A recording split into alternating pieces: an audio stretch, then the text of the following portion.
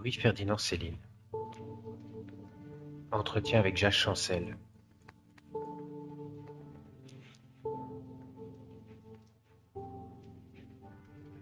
Revenons à la télévision. Elle est utile pour les gens qui ne sortent pas, pour ma femme par exemple. J'ai un poste au premier étage, mais je ne monte jamais. C'est un prodigieux moyen de propagande. C'est aussi, hélas, un élément d'abêtissement, en ce sens que les gens se fient à ce qu'on leur montre. Ils n'imaginent plus. Ils voient. Ils perdent la notion de jugement, et ils se prêtent gentiment à la fainéantise. La TV est dangereuse pour les hommes. L'alcoolisme, le bavardage et la politique en font déjà des abrutis. Était-il nécessaire d'ajouter encore quelque chose? Mais il faut bien l'admettre. On ne réagit pas contre le progrès. Vous arriverait-il d'essayer de remonter les chutes du Niagara à la nage? Non.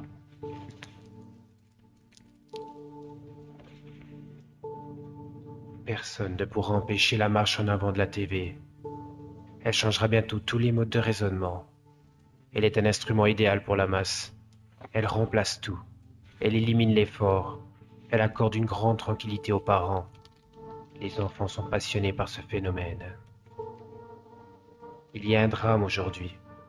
On pense sans effort.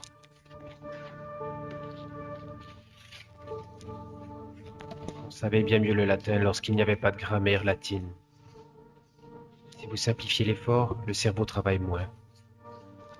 Le cerveau, c'est un muscle. Il devient flasque. Un exemple. Les femmes avaient du mollet sous l'occupation. Elles marchaient. Aujourd'hui, c'est le triomphe de la mécanique. Nous sommes au royaume des belles voitures. Les femmes n'ont plus de jambes, elles sont affreusement laides. Les hommes ont du ventre. C'est toute la civilisation du monde qui est condamnée par le côté raisonnable de la vie. On vit d'optimisme. La vie commence à 50 ans, et tout le drame est là, car c'est alors un débordement de passion. À cet âge, l'homme court après les petites filles.